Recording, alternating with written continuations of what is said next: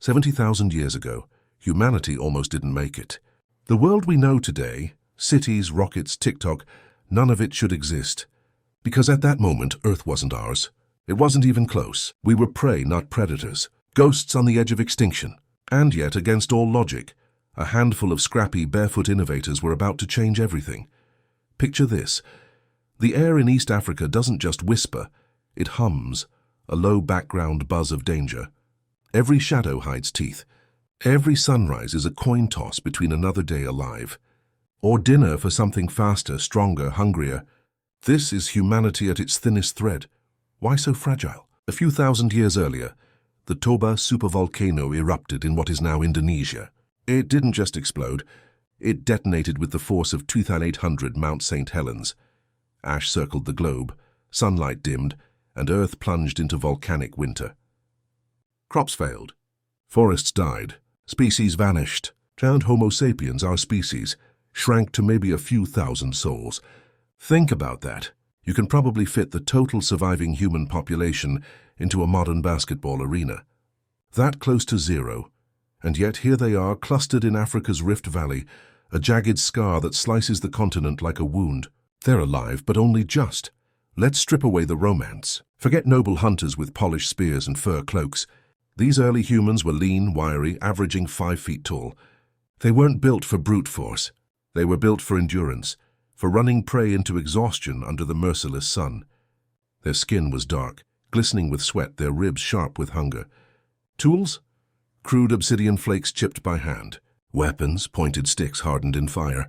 Clothes, if they're lucky, scraps of hide. Often nothing. Life wasn't about style. It was about not being eaten. Lions, leopards, hyenas, and crocodiles weren't zoo attractions. They were daily competition. And a broken ankle. That wasn't an inconvenience. It was a death sentence. No crutches. No hospitals. Just the math of survival. If you couldn't keep up, you didn't make it. So what kept them alive? 2 things. Brains and bonds. These people weren't grunting cavemen. Anatomically, they had vocal cords, tongues, and brains like ours. Linguists suggest they were already using complex sounds, proto-languages, enough to share ideas, plan hunts, tell stories. Imagine a group huddled around a fire, one voice describing how to trap an antelope, another warning about a lion's hunting ground. Firelight wasn't just warmth, it was a classroom, a war room, a stage for the first sparks of culture. And then there was cooperation. Forget the lone wolf myth. In 70,000 BC, solo meant dead. These bands moved, hunted, and defended as one. The women foraged roots, berries, insects, yes, crunchy beetles were dinner. The men risked hunting gazelle, knowing one misstep could end them.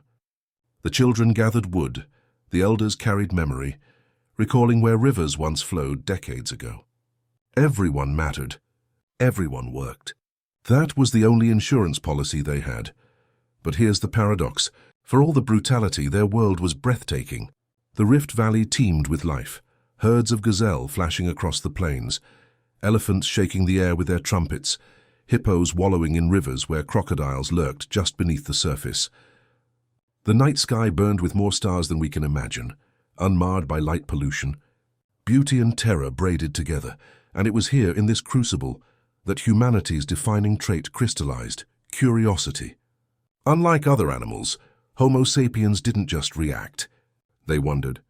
They asked what was beyond the hill, beyond the river, beyond the edge of the known. And that itch to explore, that restless defiance of limits, was about to collide with desperation, because the climate was shifting again.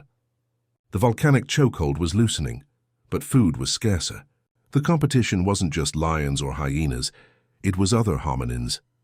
Cousins like Neanderthals or Homo heidelbergensis prowled nearby territories, chasing the same prey, drinking from the same rivers. Crowding was real, and our ancestors weren't keen on sharing. And so, out of necessity and nerve, a plan formed. It wasn't a grand exodus, no trumpets or banners. Just whispers, rumors, stories of greener lands beyond. Maybe a scout wandered too far and returned with tales of strange coasts. Maybe hunger pushed someone north until they saw water glinting on the horizon. Whatever the spark, a handful of families decided to gamble, to leave everything familiar for the unknown. Imagine the decision. You've survived volcanic winter, predators, famine. Your home, as brutal as it is at least known. But the land is drying. Game is vanishing. Rivals are circling. Do you stay and starve or walk into mystery? Our ancestors chose the second option, and thank every ancestor bone you carry that they did. This is where our story starts, not with mastery but with risk. A ragged band of about 200 humans, stripped to the essentials, stone flakes, hide pouches, maybe scraps of dried meat. They had no maps, no compasses, no guarantees, just hunger in their bellies, fire in their heads, and the kind of reckless hope that says, let's see what's out there. Retention hook to part 2, because in 70,000 BC, standing still is suicide. And these humans are about to prove that the deadliest move is not moving at all. For hundreds of thousands of years, humanity's story was simple. Survive. Outrun predators. Endure famine. Dodge storms. But now something changes. For the first time, we are not just shaped by the earth. We begin to shape it. It starts small. Fire, once a fragile ember carried from camp to camp, becomes a weapon. Flames clear brush, drive herds, harden tools. But more than that, fire alters landscapes. Forest patches vanish under controlled burns. Grasslands regrow, fresh shoots attracting grazing animals. Without realizing it, humans turn fire into agriculture's ancestor, managing ecosystems, not just enduring them. Then tools sharpen. Obsidian flakes give way to blades, points and awls more intricate than before. Bones become needles, carving becomes craft. Spears lengthen, darts fly farther, traps grow deadlier. Hunting shifts from reckless pursuit to engineered precision. A single kill is no longer luck. It is strategy, technology, design.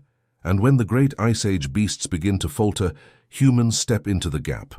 Mammoths, woolly rhinos, saber-tooths, they disappear one by one. Some fall to shifting climates, others perhaps to overhunting. Either way, as giants vanish, humans remain. For the first time, we are not prey among predators. We are the apex, but dominance changes more than diet. It changes identity. Around firelight, stories swell with confidence. Once tales were warnings, about lions in the grass, rivers in flood, the furnace of the desert. Now they are about conquest, about herds driven into traps, about beasts slain. Humans stop seeing themselves as fragile survivors. They begin to see themselves as rulers. This shift is written not just in words, but in symbols. Cave paintings grow bolder, more complex. Animals appear in motion, layered with detail, surrounded by abstract signs. Carvings show humans not only hunting, but towering over prey. Beads, pendants, and tattoos spread, transforming individuals into canvases. Culture is no longer just memory, it is identity. And with identity comes expansion. The world that once seemed endless now becomes a frontier to be claimed. Bands push further, into Europe's forests, Asia's steppes, Southeast Asia's islands. Each new landscape is tested, adapted, reshaped. Forests are cut for fire. Rivers are overfished. Grasslands are burned to drive prey. In countless small acts, humans tilt the balance of ecosystems. It is subtle at first, but it is the beginning of something enormous, a species learning that it can remake the planet itself. Communities grow larger. Where once a band might be 20, now some gather in groups of 50, even 100. With more people comes more specialization. Some hunt, some craft tools, some carry memory in story and ritual. Leadership begins to emerge, not kings or chiefs yet, but respected voices, those whose judgment tips the scales in crisis. Cooperation hardens into structure, and still danger remains. The cold lingers, the ice advances and retreats. Storms destroy camps, famine still looms. But humans are no longer at the mercy of chance. They plan, they store, they prepare. Hide caches hold meat through lean winters. Fire pits burn hotter with engineered fuels. Traps stretch for miles, channeling animals into slaughter. Survival is no longer day-to-day. It is long-term. This is the great turning point. Humanity is no longer just adapting to nature. We are bending it, experimenting with it, reshaping it to fit our needs. The Earth stops being a stage and starts becoming a tool. But with this power comes a shadow. Wherever humans go, extinctions follow. On islands, birds vanish. In grasslands, giant mammals thin. In forests, ancient trees burn. The planet itself begins to register our presence. For the first time in Earth's history, one species begins to alter the course of life on a global scale. Of course, our ancestors don't know this. Around their fires, they tell stories of triumph, not loss. They see abundance, not collapse. And why wouldn't they? For the first time in memory, their bellies are full, their children live longer, their bands spread wider. To them, this is success. To us, it is the opening act of a much larger drama. The story of survival is not ending, but it is evolving. Humanity's greatest threat is no longer lions, famine, or storms. It is ourselves, our power, our hunger, our ability to change everything we touch. By now, humans have scattered across Africa, Asia, and Europe. But the story doesn't end there. The restless push continues, beyond familiar coasts and into the unknown. Soon humans will step onto lands no other hominin ever reached. Worlds apart from their origins. First, the islands of Southeast Asia. Dense jungles give way to coastlines, where the horizon beckons with faint shapes of land across the sea. To reach them requires something no predator has ever mastered: open water crossing. The technology is simple but revolutionary. Rafts of logs lashed with vines, bundles of reeds buoyed with skins, fire-hardened paddles pushing into surf. Not elegant, not safe, but enough. Enough to carry small groups across narrow straits. Enough to bridge worlds. From island to island they leap, Sumatra, Java, Borneo. With each crossing, the risk grows. Storms batter flimsy rafts. Currents drag voyagers off course. Many vanish. But enough succeed. Step by step, island by island, humans reach Australia. Australia is unlike anything they've seen. Kangaroos bound across plains. Giant flightless birds roam forests. Reptiles the size of cars bask in sun. This is a continent frozen in time, its creatures untouched by human presence. But that changes fast. With fire, humans clear grasslands, reshaping habitats. With spears and traps, they hunt creatures that never learn to fear them. Within millennia, many vanish. The giant birds, the massive reptiles, even marsupial lions.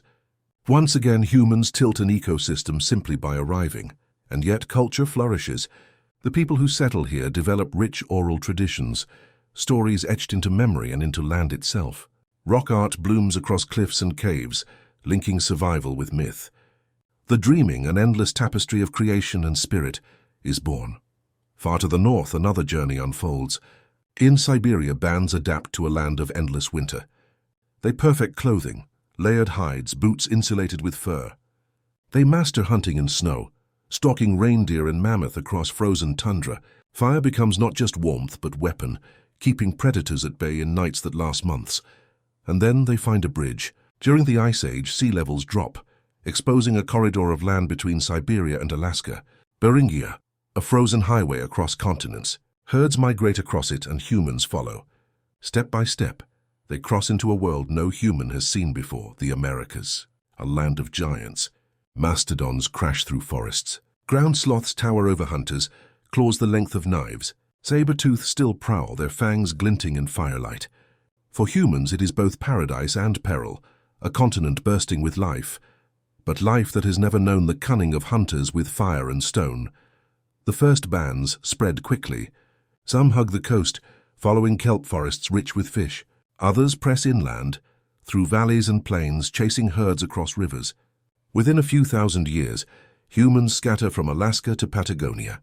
A global species at last, and everywhere they go, the same pattern repeats. Survival becomes dominance. Fire clears forests, spears pierce giants. Camps grow into communities, and the animals, those unprepared for this new predator, fall. Mammoths in North America, giant sloths in South America, flightless birds in New Zealand. Across continents, extinction shadows our arrival.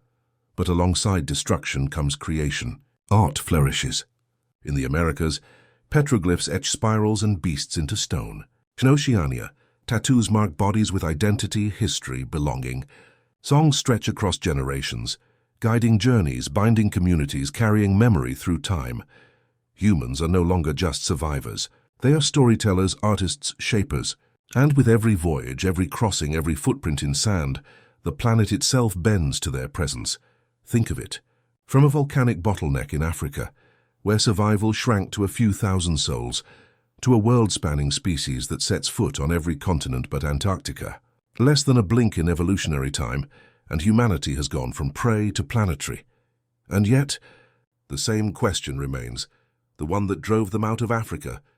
Through deserts, across seas, into ice and jungle, what lies beyond? The story of humanity's first migration is more than a tale of survival. It is a testament to the single trait that defines us above all others, the refusal to stand still. From the Rift Valley's jagged scars to the coasts of Australia, from the frozen tundra of Siberia to the endless plains of the Americas, in the span of a few thousand years, our ancestors transformed from scattered bands of foragers into the architects of a global species. They did it not with strength, but with stubbornness.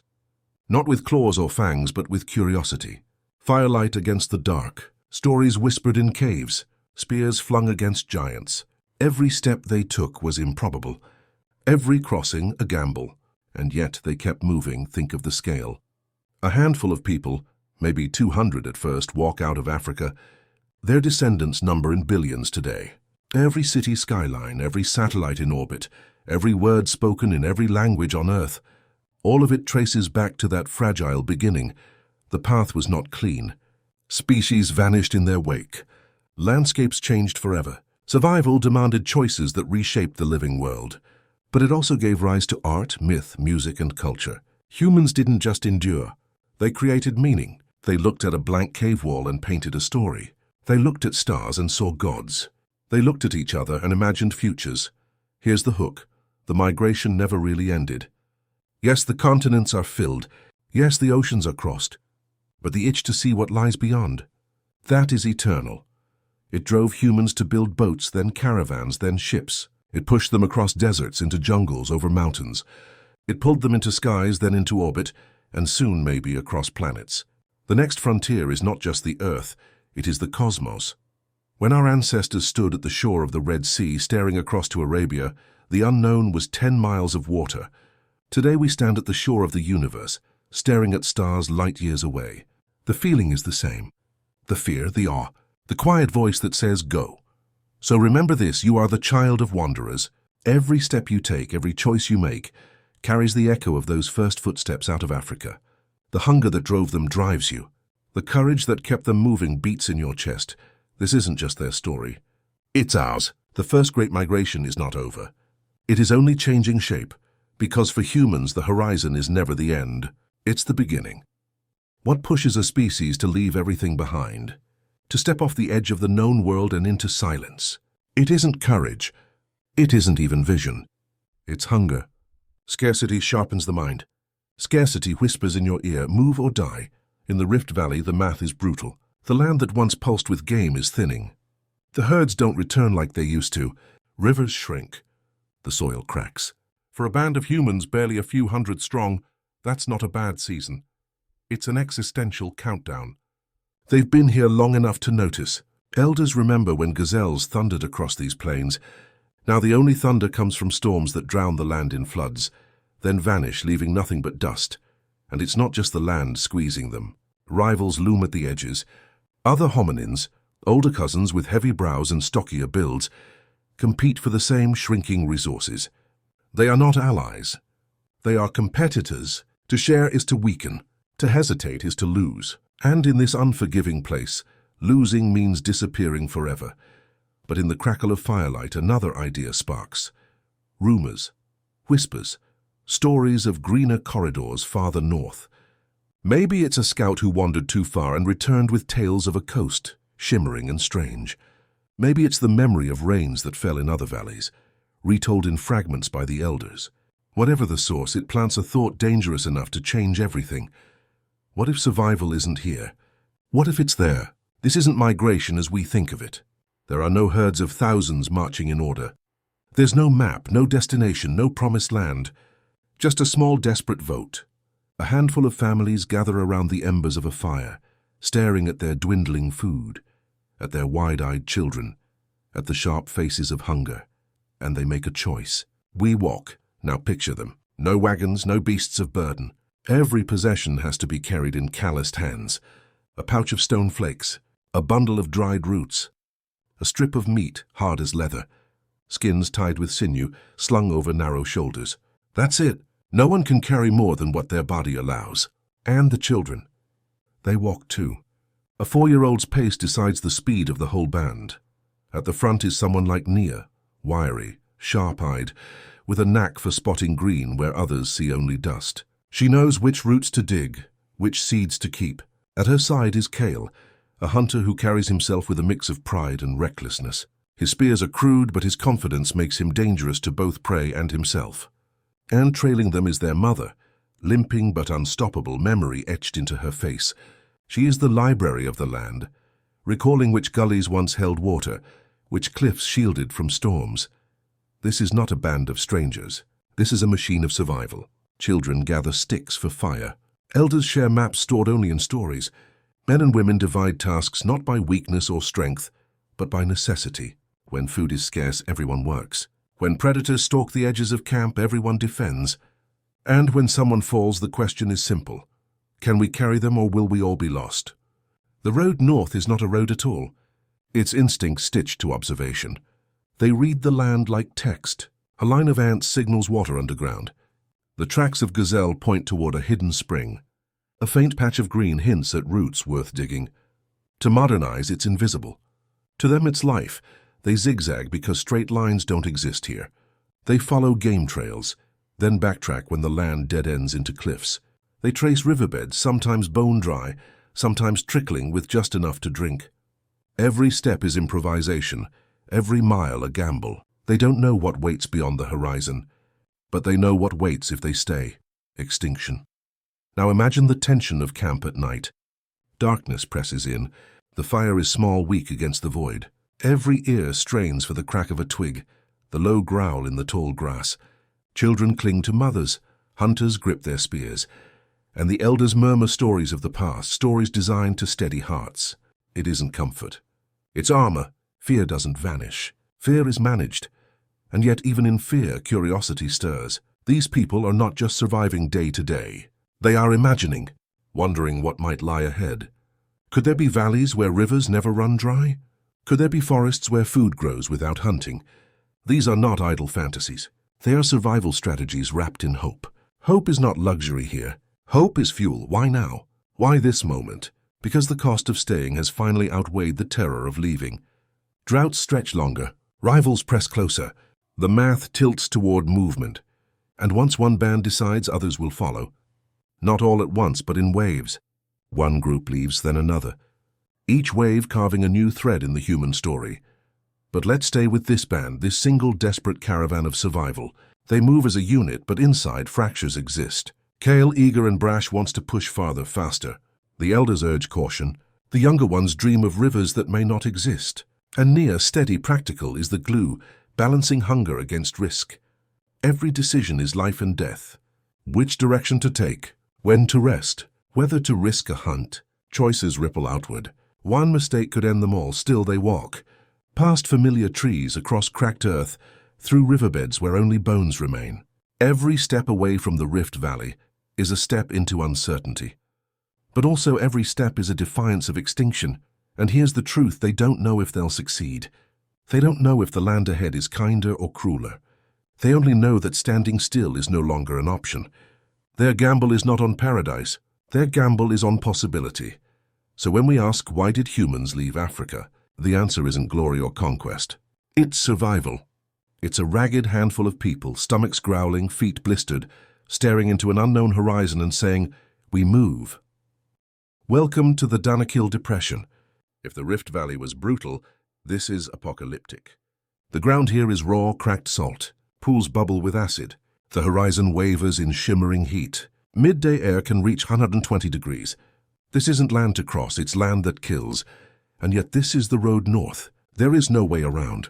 If our ancestors want to move forward, they must cut straight through the furnace. Imagine the band arriving at the edge. Behind them, dwindling food, drying rivers, rivals pressing harder. Ahead, a wasteland so hostile that even scavengers avoid it.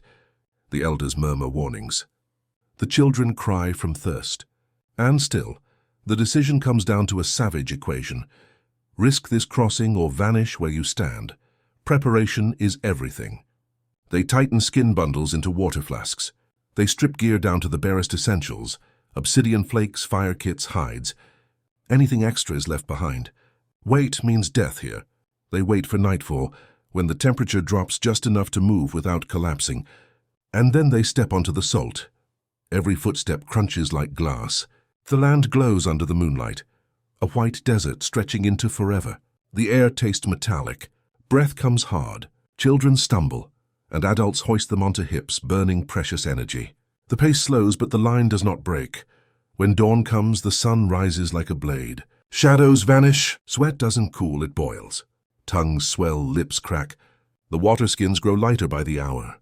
There's no pause, no respite. Stopping too long means never starting again. They follow clues invisible to modern eyes. A faint dip in the land signals an ancient streambed. A flight of birds hints at a distant pool. Scouts run ahead, barefoot on burning salt, to find anything that can keep the group moving. Sometimes they succeed. Sometimes they return, shaking their heads, the silence heavier than words, and still they push on. Because at the margins of survival, every hour counts. They ration water to the children first. Adults sip from cupped palms, swallowing just enough to keep the legs moving. Their bodies cannibalize muscle, turning it into fuel. And all the while, predators lurk at the edges, hyenas trailing in the dark, waiting for weakness. But there is one weapon the band carries that the furnace cannot strip away: fire. Not the flames themselves, but the knowledge of it. Bundles of smoldering embers carried in bark or dung, reignited each night. Firelight drives off hyenas, cooks scraps of food into something safer, and gathers the band into a circle. Around that circle, language sharpens. Stories become strategy. The children hear warnings disguised as tales. Don't wander too far. Don't drink from still pools. Watch the sky. Memory is weaponized into instruction, and in the margins of this trial, something remarkable begins to appear. On the walls of shallow caves and cliffs near the coast, ochre smears, red hand-shaped marks pressed against stone. They are not decoration. They are signals. We were here. We endured this place. You can too. It is the first graffiti of survival. Identity painted onto rock. Not art for beauty, but art for memory, a way to leave behind proof that the band existed. Near the coast, they stumble on another discovery: middens, heaps of shells discarded by earlier bands. And suddenly survival shifts. The ocean becomes a larder. Mussels, clams, fish pulled from tidal pools, meals that demand no chase, no blood. With stone flakes, they crack shells. With fire, they roast meat. Protein floods in. Fat returns to cheeks. For the first time in weeks, children laugh. This is the quiet revolution of the coast. Here, humans unlock a new food source, one almost no predator competes for. It is a dietary pivot that buys time, buys strength, and fuels the continuation of the journey. But the furnace is not finished with them. To move along the shoreline means exposure to storms and shifting tides. To return inland means facing deserts again. There is no perfect choice, only the constant calculus of risk. Predators remain a daily threat. Lions stalk at night. Crocodiles wait in the shallows. Defense becomes collective. Spears line the camp's edge. Fires burn high. Watchers take shifts, eyes scanning the dark. The group's survival depends on their cohesion. One mistake, one child wandering too far, one hunter straying from the line, and the whole band pays. And yet, it is precisely in this crucible that human ingenuity hardens. They learn to track tides, to time foraging with the pull of the moon. They learn that salt water preserves meat, allowing longer journeys. They begin to connect the dots between stars overhead and roots along the ground. The land is not just endured, it is read. Piece by piece, the world becomes a puzzle, and these bands become its first solvers. This is not triumph. There are losses. Some collapse in the heat and cannot rise again. Some are taken by predators before the band can react. But the group continues, not because they want to, but because stopping is extinction. And for those who endure, a pattern emerges: adapt or perish. Shift diet, shift tools, shift tactics. Survival isn't about strength. It's about flexibility. The Danakil was supposed to be a barrier. For most creatures it is. But for this small, stubborn band of humans, it becomes a proving ground. The furnace doesn't just test them, it transforms them. They leave it leaner, tougher, more inventive. They carry new diets, new symbols, new strategies, and just beyond the edge of this wasteland, the horizon gleams with something else. A line of water, a strait, a passage that could lead them out of Africa altogether. 10 miles of water, that's all that separates Africa from Arabia. A stretch called Bab el-Mandeb, the Gate of Tears. For modern ships, it's nothing. For our ancestors, barefoot and tool-poor, it might as well be an ocean. And yet this is the next obstacle. Behind them, The furnace of the Danakil still breathes heat. Ahead, the promise of a new world. Between the two, a narrow, deadly channel. The band arrives at the Red Sea's edge and stares across. On clear days, the far shore is visible, a smudge of land on the horizon. They can see it. They just can't reach it. The problem is obvious. No boats, no oars. No sails, nothing but hides, wood, and fire. And yet desperation is the mother of invention. If survival demands it, they will build. They watch the tides, learning the rhythm of the sea. They note when currents slacken, when waves grow smaller. They study the coast, searching for driftwood, reeds, anything that floats. And slowly a plan forms. Not a single bold crossing, but many small attempts. Imagine the first trial. Hunters lash bundles of reeds together, seal them with hide, and push them into the surf. Children cling to adults' shoulders, while a few swim alongside, kicking furiously. The sea pushes back. Some rafts break apart. Some are swept off course. Losses happen. But those who make it across don't forget. They mark the routes, memorize the tides, and return to guide others. It doesn't happen in a night. It takes generations. Waves of families, each trying, failing, succeeding, and trying again. What looks impossible in one lifetime becomes inevitable across many. Slowly, step by step, the DNA of a few hundred Africans spreads into a new continent. On the Arabian side, survival doesn't get easier. The Arabian Peninsula is no paradise. It's deserts, blistering heat, and seasonal rains that vanish as quickly as they fall. But to our ancestors, it's enough. Enough water to drink, enough game to hunt, enough plants to forage. A foothold here, they refine their tools. Obsidian flakes give way to pressure-flaked points, sharper and deadlier. Bows don't exist yet, but spears become sleeker, more aerodynamic. Nets woven from plant fibers expand the menu. Fish, birds, small game once too fast to catch, now fall into traps. In a world where every calorie matters, this isn't just progress. It's survival. The desert teaches new lessons. Navigation isn't about landmarks anymore. It's about patterns. The stars overhead become maps. The crescent moon points the way. Winds carve dunes that shift daily, so memory isn't enough. Observation becomes law. One misstep in the sands can scatter a band beyond repair. At night, sandstorms slam the camps. By day, fevers creep in. The elders, frail but essential, draw on their knowledge of plants. Bark to soothe pain, leaves to lower fever, roots that purge sickness.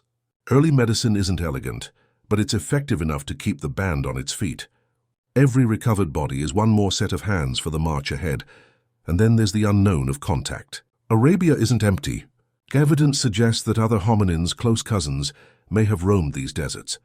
Encounters could be tense, two groups competing for the same oases, the same prey. Sometimes avoidance is the wisest strategy, but sometimes exchanges happen. A shard of stone traded, a technique copied, and in those moments our ancestors don't just fight rivals, they absorb them. Genomes mix, leaving faint echoes that still hum in our blood today. It's important to remember, this expansion isn't a march of conquest. It's not an army overrunning new lands. It's families, small clusters of wanderers carrying children and flint, scraping out a living mile by mile. For every band that makes it, another may vanish, swallowed by the desert, lost to disease or broken by conflict. And yet the pattern persists. Some survive. And survival is all evolution requires, so why risk it? Why not stay behind in Africa, in the lands already known, however harsh? Because the numbers never worked. Populations push against the limits of resources. Too many mouths, not enough meat. Rival bands closing in. To stay is to fight to the death against your own kind. To move is to gamble on new space, new resources, new hope. Migration isn't adventure, it's pressure release. The Red Sea, once a wall, becomes a gate. Not swung open in a moment, but pried apart over centuries of stubborn, desperate attempts. Each crossing adds another thread to the tapestry of humanity, stretching farther from its source. Picture them now in the Arabian desert, firelight flickering against dunes. The children listen as the elders recount not just hunts and storms, but the great crossing, the gate of tears. It becomes story, then legend. Not a tale of fear, but of endurance. And in that story, the seed of identity grows. We are the ones who crossed, that is humanity's rhythm. To survive is to move is to adapt. To adapt is to become something new. The Arabian Peninsula stretches before them like an endless test. To the south, salt flats shimmer under the brutal sun. To the north, Dry wadis cut across stone like scars. This is no land for the unprepared, but our ancestors are no longer just wanderers from Africa. They are pioneers hardened by fire, thirst, and loss. Every step they take reshapes who they are. Life here demands new skills. In Africa, rivers and lakes were lifelines. Here, water hides. Springs bubble up in cracks between rocks, or pools form briefly after rare rains. The group learns to follow the tracks of animals, ibex, oryx, gazelle, because where prey drinks, humans can too. Sometimes they dig into dry riverbeds, scooping damp sand until water seeps in, foul but drinkable. In this world, water is wealth. Food is no guarantee either. Herds are scattered, and the heat drives game into shadowy valleys where predators also lurk. The hunters sharpen their spears with finer points, pressure-flaked edges honed to a deadly sharpness. Nia's nets, woven tighter now, catch birds flushed from thickets or fish in rare streams. The people here are inventing survival, one tool at a time. But this new land isn't just a crucible, it's also a teacher. The deserts look barren, yet they hold lessons in resilience. The people start to read the land like a map. The direction of dunes, the angle of shadows, the cry of a bird, all clues to where life hides. At night they turn to the heavens. The constellations become guides. The North Star, steady and unwavering, offers orientation. They don't name it, but they follow it. The desert sky is their first compass. Fire, once just a protector, now becomes a tool of control. Flames clear brush for easier passage. Sparks drive herds into ambushes. Smoke signals warn other bands of danger. For the first time, humans are not just reacting to nature. They are bending it, reshaping it, asserting a fragile dominance over the land. Social bonds grow tighter under the strain. A lone wanderer would never last here. It takes many hands to build shelters from branches and hides, to dig for roots, to watch for predators through sleepless nights. The elders, frail but experienced, guide the band with memory. Where the rains once fell, which plants poison and which heal. The children carry kindling and water skins. Everyone contributes because weakness anywhere is weakness everywhere. Conflict simmers too. Hunger breeds arguments. Kale, growing into a bolder hunter, often clashes with the older men. His youth pushes for risk. Long hunts, direct fights with predators. The elders urge patience. Nia stands between them. Her quiet authority often the difference between unity and fracture. It's not yet leadership as we know it, but it's a spark. The beginnings of hierarchy, of voices that carry weight. The desert is not empty. Evidence suggests other hominins, Denisovans, maybe early Neanderthal-like groups, roamed these lands. Imagine the first encounter. Two bands staring across a dry wadi, spears in hand, eyes wide with suspicion. There is no shared language, only gestures, threats, or offerings. Sometimes confrontation. Sometimes exchange. And sometimes something more intimate. Over generations, their genes mingle, a fusion still written in the DNA of millions today. Our ancestors weren't alone. They never were. The march northward brings them to rivers. Seasonal torrents swollen by rains from distant mountains carve valleys across Arabia. To our ancestors, these rivers are veins of life. Along their banks, game gathers in herds, plants grow thick, and fish dart in shallow pools. The people follow these waters like trails, camps sprouting along their bends. Here culture expands. Campsites become temporary villages, fire pits ringed by stones, shelters lined with hides. At night the band gathers to share stories.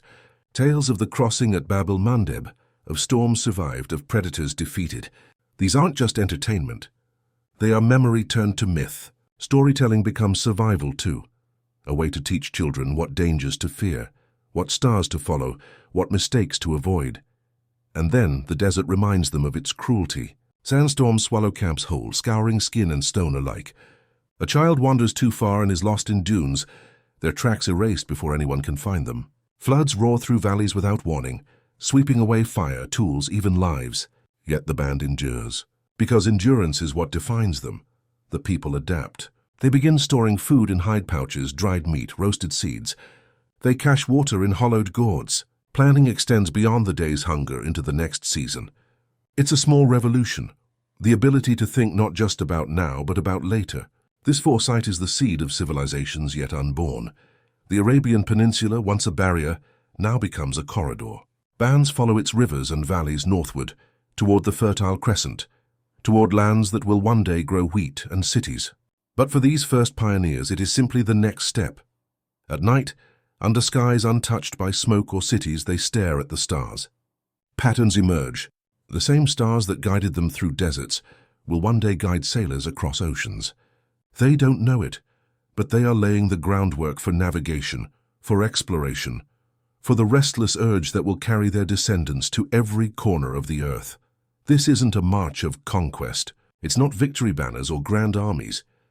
It's survival.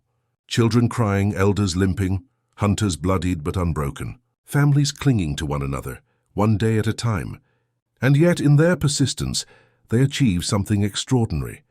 They are no longer bound to Africa. They are becoming a global species. Asia, a land so vast it feels endless. For our ancestors pushing out of Arabia, it is both promise and peril. Wide rivers, dense forests, towering mountains. The landscapes shift like chapters in a book, each page demanding new strategies. They are stepping into the largest continent on Earth, and they have no idea just how far it stretches. The first steps bring them to the Persian Gulf Basin. Today it's a sea, but 70,000 years ago, with water locked in glaciers, much of it was fertile land. Rivers wound through green valleys, feeding marshes alive with fish and birds. To bands weary of deserts, this place feels like abundance. Here they sharpen their skills. Spears tipped with finer stone points strike more cleanly. Nets scoop fish in numbers unimaginable back in Africa. The group experiments with plants, grinding seeds into a coarse paste baked into chewy cakes. It's not farming yet, but it's the beginning of humans shaping their food. But abundance brings risk. The wetlands are riddled with danger. Crocodiles lurk in murky waters, silent until jaws snap shut. Mosquitoes rise in clouds, spreading fevers that fell the strongest hunters. A single misstep in a swamp can swallow a traveler whole. In this place, survival means learning quickly, or dying quickly, and learn they do. They watch the flight of birds to find fishing spots. They follow frog calls to fresh water. They weave baskets tighter, lined with clay to hold grain or water. In these small acts of adaptation, they become something new. Creatures not just surviving in an environment, but bending it to their will. The march eastward brings new landscapes, forests thick with life. Monkeys screech from treetops. Deer flit between shadows. Fruits hang heavy, their sweetness a revelation after years of roots and dried meat. But these forests also hide predators, tigers, leopards, and snakes long enough to strangle a man. The group changes tactics. Instead of chasing prey, they trap it. Instead of raw meat, they roast it, unlocking more energy, more endurance. Fire becomes more than survival. It becomes mastery. Flames cook food, harden spear tips, keep predators at bay, and clear paths through dense undergrowth. For the first time, fire feels like ownership of power, and then come the mountains. The Himalayas loom on the horizon, peaks lost in cloud. For people used to plains and rivers, these giants are both awe and terror. The air grows colder, sharper. The nights bite with frost. The group has never known cold like this. Clothing evolves. Hides, once draped loosely, are stitched together with bone needles. Children huddle in layers of fur. Fires burn hotter, longer, demanding constant fuel. Every step higher feels like a test of will. And yet, the mountains are not just obstacles. They are teachers. Streams tumble down slopes, offering fresh water. Ibex leap across cliffs, providing meat and hides. Shelters form in caves, where echoes of laughter and firelight stain the walls with smoke. In these caves, our ancestors leave more than tools. They leave marks, ochre handprints, simple figures scratched into stone. The first whispers of art, the first claim of we were here. Life in the mountains is unforgiving. A single slip can mean death. Rock slides roar without warning. Snow leopards stalk silently, their eyes glinting in the dark. But the band adapts. They travel lighter, more cautiously. They move as one, each step measured, each life protected. It is here in the thin air of the Himalayas that survival becomes more than instinct. It becomes strategy. Nia, ever watchful, experiments with boiling bitter plants into broth. The taste is foul, but it warms bodies and soothes pain. Kale, scarred by hunts and storms, learns patience. He no longer charges into danger. He studies it, plans it, shapes it. These are not the same people who left Africa. They are becoming pioneers of a new frontier, smarter, tougher, more deliberate. But mountains don't last forever. Descending their far side, the world opens again into vast plains. Here, herds of wild horses thunder across the grass. Oryx graze in massive numbers. Rivers carve the land into fertile corridors, inviting migration ever deeper. And here, too, come choices. Some bands push north, chasing game into the open steppes. Others turn east, following rivers toward jungles and coasts. In this branching of paths, humanity begins to scatter like seeds in the wind. The world is too big for one band to hold, but just big enough for many to try. Contact with other humans, or almost humans, becomes more likely now. Denisovan's archaic cousins leave faint traces in DNA. Some encounters are violent. Others are fleeting exchanges of tools or food. And sometimes unions form, weaving new threads into the human tapestry. Our ancestors are not pure. They are hybrids, borrowers, survivors, who absorb others as much as they outlast them. Night falls on the plains, the stars stretching infinite above. The band gathers around fire, telling stories of deserts crossed, seas braved, mountains climbed. Children listen wide-eyed, their imaginations sparked. These aren't just memories, they are myths in the making. Tales that will echo in every human culture, of journeys, of monsters, of survival against impossible odds. This is the real gift of these first steps into Asia. Not just tools sharper than stone, not just fire stronger than fear, but stories shared, repeated, remembered. Stories that bind people together, carry lessons across generations, and fuel the restless spark to keep moving forward. The first steps into Asia are not easy. They are brutal, unforgiving, relentless, and yet they succeed, because humanity's greatest skill is not strength. It is stubbornness, the refusal to stop walking, no matter how high the mountain or how wide the river. From Asia's first valleys, the human tide begins to fracture. One band splits from another, then another, until the species spreads like rivulets of water across stone. Each group carries the same fire, the same tools, the same stories, yet every path will shape them into something new. Some turn east, drawn by the lure of jungles and coasts. The land grows lush, thick with vines and birdsong. Here survival is not about fire against cold, but about patience against abundance. Food is everywhere, fruits dripping from branches, rivers flashing with fish, forests echoing with monkeys and deer. But so are dangers. Venomous snakes, stealthy tigers, disease carried by insects. In these green labyrinths, humans adapt again. Spears shorten into javelins for quick throws in dense cover. Nets widen, woven from tougher fibers to trap fish and birds. Fire becomes smoke, used to drive insects away or clear thickets.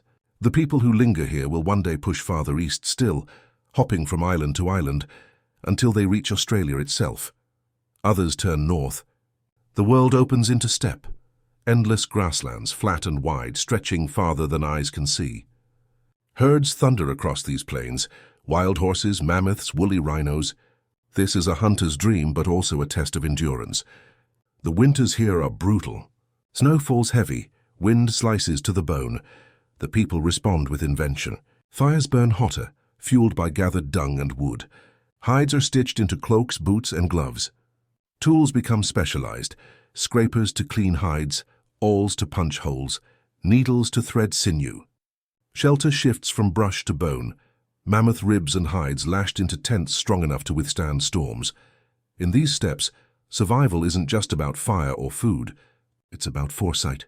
Hunters learn to store meat in frozen ground, caching it for leaner days. Planning stretches beyond weeks into seasons. This is no longer just improvisation. This is strategy. And still others wander westward, back toward the Middle East and beyond, carrying Africa's legacy into Europe. There they encounter Neanderthals, cousins strong, skilled, and already at home in icy forests. The encounters are tense, sometimes violent, but not always. There is evidence of trade, of shared fire, of unions that echo in our DNA. Humanity isn't conquering. It's blending, absorbing, transforming. Think of it. From one small band of perhaps 200 leaving Africa, humanity now splinters into dozens of paths, each carving its own destiny. Some face jungles, others tundra. Some live by rivers, others by sea. And yet they remain connected, not by geography, but by story. Every band tells tales around firelight, tales of the crossing, of the furnace, of the mountains and rivers. These myths carry lessons across continents, embedding memory in imagination. This is how culture survives distance. A child in the jungles of Southeast Asia hears the same story of fire as a child in the steppes of Central Asia. They may never meet, but they share a thread. Storytelling becomes the glue that holds the human family together, even as it scatters. Adaptation is not just physical now, it's cultural. Bands invent new ways of living tailored to their landscapes. In jungles, they learn to harvest bamboo and carve it into tools. On steppes, they perfect hunting strategies against massive beasts. Along coasts, they master tides, building rafts to push from island to island. Everywhere humans improvise, test, fail, and try again. Each success becomes heritage, passed down to the next generation. And with every step farther from Africa, language itself begins to branch. Words shift, accents twist, meanings diverge. Communication remains, but its sounds scatter, just as bodies do. From a single ancestral tongue, 1,000 voices will one day emerge, but make no mistake, these journeys are not triumphal marches. Many bands vanish. Disease wipes them out. Climates shift, cutting off food. Predators overwhelm them. Whole lineages are swallowed by history without a trace. What survives is not the majority. What survives is the stubborn, the lucky, the adaptive. It is this constant winnowing, this ruthless filter, that forges resilience. By the time humans spread across Asia, they are no longer fragile wanderers clinging to existence.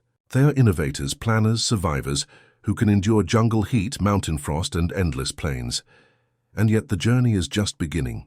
From Asia's edges, some will turn south, crossing open water into Oceania. Others will press west, filling Europe. And still others will head farther east into Siberia, into frozen tundra, until one day they find another land across another sea, a place we now call the Americas. The splinters of destiny scatter wide. And with each splinter, humanity's story grows larger, more complex, more unstoppable. For tens of thousands of years, survival was measured in steps, miles walked, rivers crossed, predators outlasted. But now something shifts. Humanity begins to leave more than footprints in the dust. They begin to leave marks of thought, of memory, of imagination. The world stops being just a battlefield of hunger and danger.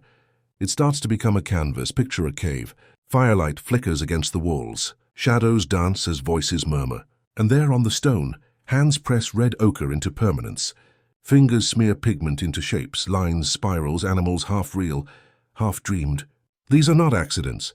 They are messages, proof of presence, symbols that say we were here. The first art is not about beauty. It is about memory. Marks to guide, to warn, to remind. A red streak at a river crossing signals water. A spiral scratched on stone recalls a hunting ground. Over time, these marks grow bolder. Herd of horses painted on a wall becomes a lesson. Hunt together, flank from the side. A spray of dots becomes a code. And then something even stranger. Not just practical marks, but images of things not seen. Animals with human faces. Shapes that exist only in dreams. Abstract lines that mean nothing to the eye, but everything to the people who made them. This is imagination breaking loose. The human mind no longer confined to the present moment, but leaping into worlds of possibility. Fire circles remain the stage. At night, stories flow. They begin as memory, of rivers crossed, of hunts gone wrong, of predators lurking in the dark. But memory drifts into myth. A lion becomes more than a lion. It becomes the spirit of danger, a figure in every tale. A river is not just water, it is a path, a lifeline, almost a deity. Slowly, the line between fact and meaning blurs. Children listen wide-eyed. Lessons are hidden in these tales. Don't wander at night, don't drink from stagnant pools, never hunt alone. Knowledge is packaged as story. Easier to remember, easier to pass on. This is culture. Not just survival, but the teaching of survival through imagination. Across Asia, caves begin to bloom with this art. The famous ones, Chauvet, Lascaux, Altamira, will come later in Europe. But the roots stretch back here in smaller, simpler marks, shell beads strung into necklaces, red ochre rubbed into skin for ritual, patterns carved into bones. These objects carry meaning beyond use. They say something about identity, about belonging, about being more than just animal. And music, yes, even music. Flutes carved from bird bones, hollow reeds whistling in firelight, the sound of air turned into rhythm. Maybe it mimicked bird calls for hunting. Maybe it stirred emotion. Whatever the reason, it marks another step. Humans making not just tools for the body, but instruments for the mind. Why does this matter? Because memory without record fades. One life is short. A generation passes, and knowledge dies with it. But with symbols, with art, with ritual, information leaps across generations. A child who never saw the first crossing of the sea can still hear the story told. A hunter who never fought the lion can still learn the tactics painted on stone. Culture becomes cumulative. Each generation doesn't start over. They inherit. This is the real superpower. Not strength, not speed, not even fire. It is collective memory, knowledge carried beyond the individual. And once humans begin storing memory outside their bodies, in pigment, in beads, in sound, they become unstoppable. But art is not just practical. It is emotional. It binds groups together. A ritual painting before a hunt unites the band. A song chanted in rhythm turns many bodies into one force. A necklace of shells signals status, identity, belonging. These are the first steps towards something we will one day call culture, society, even civilization. And it changes survival itself. Bands with stronger culture, with better memory, outlast those without. They coordinate more hunts, teach more effectively, avoid more mistakes. Culture becomes a survival strategy as powerful as any spear. Imagine Nia in her later years, guiding the younger ones. She doesn't just teach where to find roots. She paints lines on stone, sings songs around the fire, strings beads for her daughters. Her knowledge will outlive her body. Kale, older now, scarred and slower, no longer leads hunts. Instead, he becomes a storyteller, his voice carrying battles and storms into legend. In this way, the old remain vital, their memory captured and passed on. This is the birth of humanity as we know it, not just biological but symbolic. A creature that lives not only in the present, but in the past and the future. A creature that creates meaning out of chaos. A creature that leaves behind more than bones. From this moment on, wherever humans go, art follows. Across Europe, into Siberia, down through Southeast Asia, onto islands and into new continents, marks on caves, beads in graves, music in air. A universal signal. This is who we are. This is what we remember. The world is changing again. Temperatures drop. Glaciers advance. The Ice Age tightens its grip, turning continents into frozen fortresses. For our ancestors, survival is no longer just about hunger or predators. It is about enduring a planet itself reshaped by cold. Picture the steppes of Eurasia, a horizon of grass, stretching for hundreds of miles, broken only by snowdrifts and the shadows of colossal beasts. This is not the savanna of Africa. This is a stage for giants. Mammoths march in herds, tusks curling like ivory scythes. Woolly rhinos plow through snow with horned heads. Cave bears, larger than any predator today, roam valleys. And above them all, the saber-tooth, muscles coiled, fangs long as daggers, still rules the hunt. To walk here barefoot, armed with nothing but sharpened stone, seems impossible. And yet humans do. The cold is merciless. Nights freeze water skins solid. Breath hangs heavy in the air. Skin cracks, fingers numb. A moment of exposure can mean frostbite, infection, death. To endure, humans innovate. They master clothing. Not scraps of hide, but layered garments sewn with bone needles, fur turned inward for warmth. Boots stuffed with grass insulate against ice. Hoods wrap around heads, protecting ears and noses. The body becomes a fortress against the cold. Shelter evolves too. Caves remain safe havens, but when caves aren't there, ingenuity takes over. Mammoth bones lashed together into frames, covered with hides, anchored with stones. These become homes against the blizzard. Inside, fires burn constantly, smoke curling through small vents. Families huddled together, body heat mingling with flame. Hunting transforms. Prey here is massive, dangerous. A single mammoth can feed a band for weeks, but one misstep can crush hunters beneath tons of flesh. So tactics sharpen. Spears are weighted, thrown with greater force. Hunts are coordinated, dozens working in concert to isolate and exhaust prey. Fire drives herds into traps, cliffs, or icy rivers. Success is rare. Failure is fatal. Every kill is a triumph. Meat is roasted and dried, fat rendered into fuel, bones carved into tools, hides stitched into clothing. Nothing is wasted. In this brutal age, survival depends on turning every ounce of life into more life. But the cold is not the only threat. Predators shadow every move. Cave lions stalk from the edges, waiting for weakness. Bears push into shelters, drawn by the scent of meat. Hyenas laugh in the night, testing the courage of fire. To live here is to exist in constant tension.